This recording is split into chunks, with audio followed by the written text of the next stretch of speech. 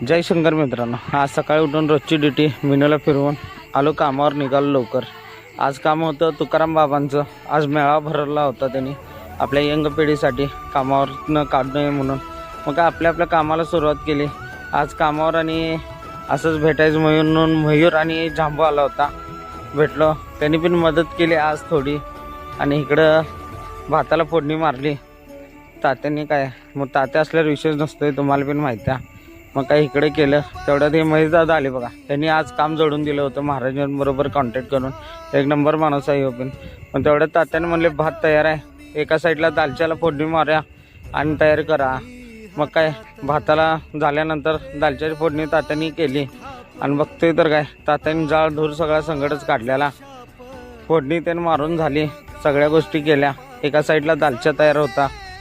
असंच एक number quality भात झालता मित्रांनो। जय शंकर।